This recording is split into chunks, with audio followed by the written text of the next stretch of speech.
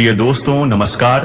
हमारे YouTube channel Gita संस्कार में आप सभी लोगों का हार्दिक स्वागत है। दोस्तों, श्रीमद् भागवत गीता उपनिषदों का सार है। महाभारत युद्ध के समय रणभूमि में भगवान श्री कृष्ण ने अर्जुन को जो ज्ञान दिया था वह गीता में बताया गया है।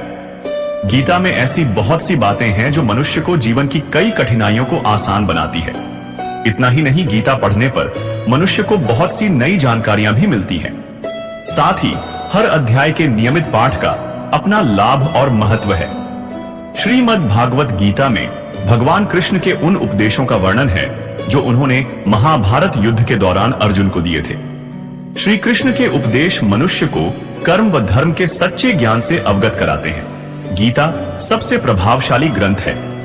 भगवद गीता को भगवान का गीत कहा जाता है। भगवान शिव कहते हैं, पार्वती, अब मैं आदर पूर्वक 9वें अध्याय के महात्म्य का वर्णन करूंगा, तुम स्थिर होकर सुनो। नर्मदा के तट पर माहिष्मती नाम की एक नगरी है। वहां माधव नाम के एक ब्राह्मण रहते थे जो वेद वेदांगों के तत्वज्ञ और समय समय पर आने वाले अतिथियों के प्रेमी थे। उन्होंने विद्या के द्वारा बहुत धन कमाकर एक महान यज्ञ का अनुष्ठान आरंभ किया। उस यज्ञ में बलि देने के लिए एक बकरा मंगाया गया। जब उसके शरीर की पूजा हो गई तब सबको आश्चर्य में डालते हुए उस बकरे ने हंसकर उच्च स्वर से कहा, ब्राह्मण, इन बहुत से यज्ञों द्वारा क्या लाभ है? इनका फल तो नष्ट हो जाने वाला तथा ये जन्म, जरा और मृत्यु के भी कारण है। ये सब करने पर भी मेरी जो वर्तमान दशा है इसे देख लो। बकरे के इस अत्यंत कौतूहलजनक वचन को सुनकर यज्ञ मंडप में रहने वाले सभी लोग बहुत ही विस्मित हुए। तब वे यजमान ब्राह्मण हाथ जोड़ अपलक नेत्रों से देखते हुए बकरे को प्रणाम करके आदर के साथ पूछने लगे। ब्राह्मण बोले, आप किस जाति के थे? आपका स्वभाव और आचरण कैसा था? तथा जिस कर्म से आपको बकरे की योनि प्राप्त हुई, यह सब मुझे बताइए। बकरा बोला, ब्राह्मण, मैं पूर्व जन्म में ब्राह्मणों के अत्यंत निर्मल कुल में उत्पन्न हुआ था। समस्त यज्ञों का अनुष्ठान करने वाला और वेद विद्या में प्रवीण था। एक दिन मेरी स्त्री ने भगवती दुर्गा की भक्ति से विनम्र होकर अपने बालक के रोग की शांति के लिए बलि देने के निमित्त मुझसे एक बकरा मांगा। तत्पश्चात जब चंडिका के मंदिर में वह बकरा मारा जाने लगा, उस समय उसकी माता ने मुझे शाप दिया, ओ ब्राह्मणों में नीच, पापी, तू मेरे बच्चे का वध करना चाहता है, इसलिए तू भी बकरे की योनि में जन्म लेगा। द्विज श्रेष्ठ, तब कालवश मृत्यु को प्राप्त होकर मैं बकरा हुआ। यद्यपि मैं पशु योनि में पड़ा हूं तो भी मुझे अपने पूर्व जन्मों का स्मरण बना हुआ है। ब्राह्मण, यदि आपको सुनने की उत्कंठा हो तो मैं एक और भी आश्चर्य की बात बताता हूं। कुरुक्षेत्र नामक एक नगर है जो मोक्ष प्रदान करने वाला है। वहां चंद्र शर्मा नामक एक सूर्यवंशी राजा राज्य करते थे। एक समय जब सूर्य ग्रहण लगा था, राजा ने बड़ी श्रद्धा के साथ काल पुरुष का दान करने की तैयारी की। उन्होंने वेद वेदांगों के पारगामी एक विद्वान ब्राह्मण को बुलवाया और पुरोहित के साथ वे तीर्थ के पावन जल से स्नान करने को चले और 2 वस्त्र धारण किए। फिर पवित्र और प्रसन्न चित्त होकर उन्होंने श्वेत चंदन लगाया और बगल में खड़े हुए पुरोहित का हाथ पकड़कर मनुष्यों से घिरे हुए अपने स्थान पर लौट आए। आने पर राजा ने यथोचित विधि से भक्ति पूर्वक ब्राह्मण को काल पुरुष का दान किया। तब काल पुरुष का हृदय चीरकर उसमें से एक पापात्मा चांडाल प्रकट हुआ। फिर थोड़ी देर के बाद निंदा भी चांडाली का रूप धारण करके काल पुरुष के शरीर से निकली और ब्राह्मण के पास आ गई। इस प्रकार चांडालों की वह जोड़ी आंखें लाल किए निकली और ब्राह्मण के शरीर में हठात प्रवेश करने लगी। ब्राह्मण मन ही मन गीता के 9वें अध्याय का जप करते थे और राजा चुपचाप यह सब कौतुक देखने लगे। ब्राह्मण के अंतःकरण में भगवान गोविंद शयन करते थे। वे उन्हीं का ध्यान करने लगे। ब्राह्मण ने जब गीता के 9वें अध्याय का जप करते हुए अपने भगवान का ध्यान किया, उस समय गीता के अक्षरों से प्रकट हुए विष्णु दूतों द्वारा पीड़ित होकर वे दोनों चांडाल भाग चले। उनका उद्योग निष्फल हो गया। इस प्रकार इस घटना को प्रत्यक्ष देखकर राजा के नेत्र आश्चर्य से चकित हो उठे। उन्होंने ब्राह्मण से पूछा, विप्रवर, इस भयंकर आपत्ति को आपने कैसे पार किया? आप किस मंत्र का जप तथा किस देवता का स्मरण कर रहे थे? वह पुरुष तथा स्त्री कौन थी? वे दोनों कैसे उपस्थित हुए? फिर वे शांत कैसे हो गए? यह सब मुझे बताइए। ब्राह्मण ने कहा, राजन, चांडाल का रूप धारण करके भयंकर पाप ही प्रकट हुआ था तथा वह स्त्री निंदा की साक्षात मूर्ति थी। मैं इन दोनों को ऐसा ही समझता हूं। उस समय मैं गीता के 9वें अध्याय के मंत्रों की माला जपता था। उसी का महात्म्य है कि सारा संकट दूर हो गया। महीपते, मैं नित्य ही गीता के 9वें अध्याय का जप करता हूं। उसी के प्रभाव से ग्रह जनित आपत्तियों के पार हो सका हूं। यह सुनकर राजा ने उसी ब्राह्मण से गीता के 9वें अध्याय का अभ्यास किया। फिर वे दोनों ही परम शांति मोक्ष को प्राप्त हो गए। यह कथा सुनकर ब्राह्मण ने बकरे को बंधन से मुक्त कर दिया और गीता के 9वें अध्याय के अभ्यास से परम गति को प्राप्त किया। श्री कृष्ण कहते हैं कि वे सभी प्राणियों के प्रति निष्पक्ष हैं। वे न तो किसी का पक्ष लेते हैं और न ही किसी का तिरस्कार करते हैं। यदि घृणित पापी भी उनकी शरण में आते हैं तो वे उन्हें सहर्ष स्वीकार कर लेते हैं और बहुत जल्दी उन्हें पवित्र और पुण्यवान बना देते हैं। श्री कृष्ण फिर कहते हैं कि वे अपने भक्तों के भीतर विराजमान हैं और उन्हें नष्ट नहीं होने देंगे। वे उनके पास जो है उसे सुरक्षित रखते हैं और जो उनके पास नहीं है उसे प्रदान करते हैं। इसलिए हमें अपना मन और शरीर उन्हें समर्पित करना चाहिए, उनकी पूजा करनी चाहिए, हमेशा उनका चिंतन करना चाहिए और उन्हें अपना सर्वोच्च लक्ष्य बनाना चाहिए। विषय के आरंभ में ही श्री कृष्ण इन उपदेशों को सुनने के लिए योग्यता की घोषणा करते हैं। अनसूयावे का अर्थ है ईर्ष्या न करना। वे अर्जुन से कहते हैं कि वे यह ज्ञान इसलिए प्रकट कर रहे हैं क्योंकि अर्जुन उनसे ईर्ष्या नहीं करता। भगवान कृष्ण इसे स्पष्ट करते हैं क्योंकि भगवान यहां स्वयं की बहुत महिमा करने जा रहे हैं। अनसूयावे का अर्थ वह जो तिरस्कार न करता हो भी है। जो श्रोता श्री कृष्ण का उपहास करते हैं क्योंकि उन्हें लगता है कि वे शेखी बघार रहे हैं, उन्हें ऐसा संदेश सुनने से कोई लाभ नहीं होगा, बल्कि वे यह सोचकर नुकसान उठाएंगे कि इस अहंकारी व्यक्ति को देखो, यह अपनी ही प्रशंसा कर रहा है। ऐसा दृष्टिकोण अहंकार और गर्व से उत्पन्न होता है तथा यह व्यक्ति की भक्तिमय श्रद्धा को नष्ट कर देता है। ईर्ष्यालु लोग इस साधारण तथ्य को नहीं समझ पाते कि भगवान को किसी भी चीज की आवश्यकता नहीं है, इसलिए वे जो कुछ भी करते हैं वह आत्माओं के कल्याण के लिए होता है। वे केवल आत्माओं में भक्ति बढ़ाने के लिए अपनी प्रशंसा करते हैं, इसलिए नहीं कि उनमें हमारी तरह अहंकार का भौतिक दोष है। जब नासरत के ईसा मसीह ने कहा, मैं ही मार्ग और मार्ग हूं, तो वे यह बात उन आत्माओं के प्रति करुणा से प्रेरित होकर कह रहे थे जो उन्हें सुन रही थी, न कि अहंकार से। एक सच्चे गुरु के रूप में वे अपने शिष्यों से कह रहे थे कि भगवान तक पहुंचने का मार्ग गुरु के माध्यम से है। लेकिन ईर्ष्यालु लोग इन कथनों के पीछे छिपी करुणा को नहीं समझते तथा इन्हें अहंकार का परिणाम मानते हैं।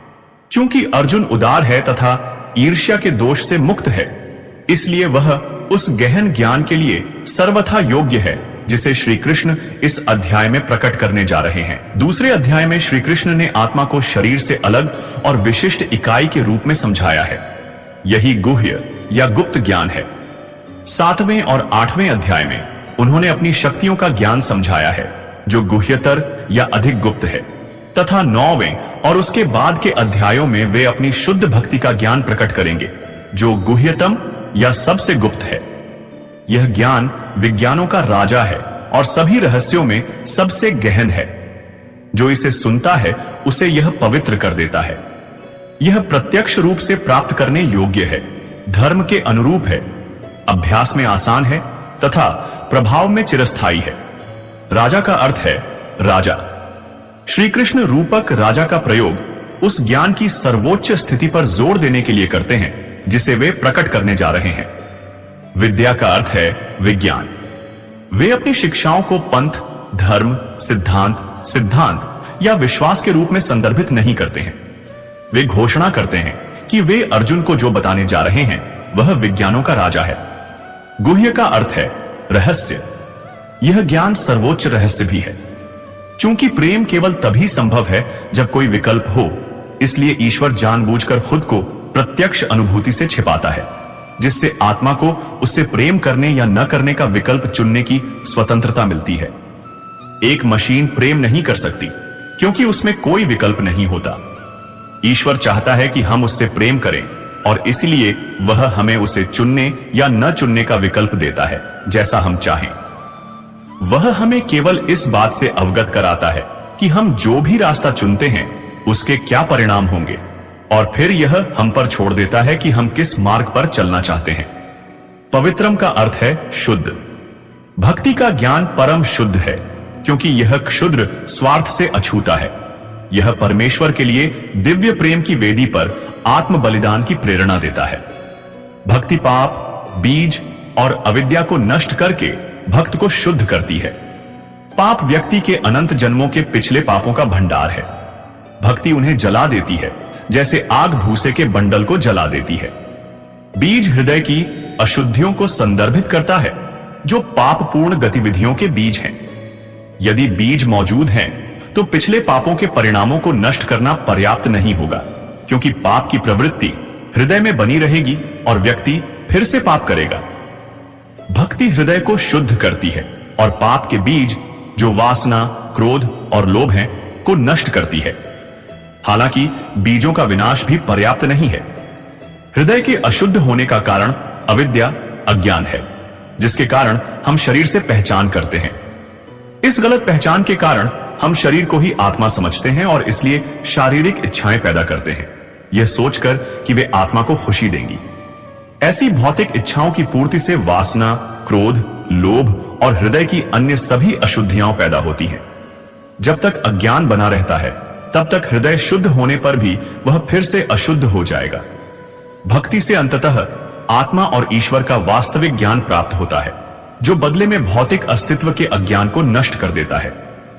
भक्ति रसामृत सिंधु में भक्ति के लाभों का वर्णन इस प्रकार किया गया है। क्लेश तु पापम तद्बीजम, अविद्या चेतिते दृढ़ा 1:18। भक्ति 3 विषयों को नष्ट करती है: पाप, बीज और अविद्या, हृदय में अज्ञान। जब ये तीनों पूरी तरह से नष्ट हो जाते हैं, तभी हृदय वास्तव में और स्थायी रूप से शुद्ध होता है। प्रत्यक्ष का अर्थ है प्रत्यक्ष रूप से बोधगम्य। भक्ति विज्ञान का अभ्यास आस्था की छलांग से शुरू होता है और इसका परिणाम ईश्वर की प्रत्यक्ष अनुभूति होता है। यह अन्य विज्ञानों की कार्यप्रणाली से अलग नहीं है, जहां हम एक परिकल्पना के साथ प्रयोग शुरू करते हैं और एक सत्यापित परिणाम के साथ निष्कर्ष निकालते हैं। धर्म्यम का अर्थ है पुण्यपूर्ण। भौतिक पुरस्कारों की इच्छा के बिना की गई भक्ति सबसे पुण्य कर्म है। गुरु की सेवा जैसे धार्मिक कार्यों से इसे निरंतर पोषित किया जाता है। कर्तुम सुसुखम का अर्थ है अभ्यास करने में बहुत आसान। ईश्वर को हमसे कुछ भी नहीं चाहिए। यदि हम उनसे प्रेम करना सीख लें, तो वे बहुत ही स्वाभाविक रूप से प्राप्त हो जाते हैं। ज्ञान कितना भी अद्भुत हो और मार्ग कितना भी प्रभावशाली हो, जो उस पर चलने से इनकार करता है, उसके लिए वह बेकार ही रहता है। जैसा कि पिछले श्लोक में बताया गया है, ईश्वर की प्रत्यक्ष अनुभूति बाद में होती है। आरंभ में प्रक्रिया आरंभ करने के लिए आस्था की एक छलांग की आवश्यकता होती है। भक्ति रसामृत सिंधु 1.415 में कहा गया है, आदौ श्रद्धा तथा साधु संगे भजन क्रिया। ईश्वर प्राप्ति के मार्ग में पहला कदम आस्था रखना है। फिर व्यक्ति सत्संग, आध्यात्मिक कार्यक्रमों में भाग लेना शुरू करता है। यह भक्ति के व्यक्तिगत अभ्यास की ओर ले जाता है। अक्सर लोग कहते हैं कि वे केवल उसी पर विश्वास करने को तैयार हैं जिसे वे प्रत्यक्ष रूप से देख सकते हैं, और चूंकि ईश्वर की कोई प्रत्यक्ष अनुभूति नहीं है, इसलिए वे उस पर विश्वास नहीं करते।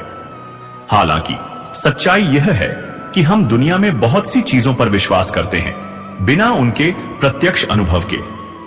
एक न्यायाधीश कई वर्षों पहले हुई किसी घटना से संबंधित मामले पर निर्णय सुनाता है। यदि न्यायाधीश केवल उसी पर विश्वास करने का दर्शन अपनाता है जो उसने प्रत्यक्ष रूप से अनुभव किया है, तो पूरी कानूनी व्यवस्था विफल हो जाएगी। एक राष्ट्रपति पूरे देश से प्राप्त रिपोर्टों के आधार पर देश का प्रशासन करता है। उसके लिए अपने क्षेत्र के सभी गांवों और शहरों का दौरा करना और उन्हें देखना असंभव है। अब यदि वह इन रिपोर्टों पर विश्वास करने को तैयार नहीं था, इस आधार पर कि उसे क्या हो रहा था, इसका कोई प्रत्यक्ष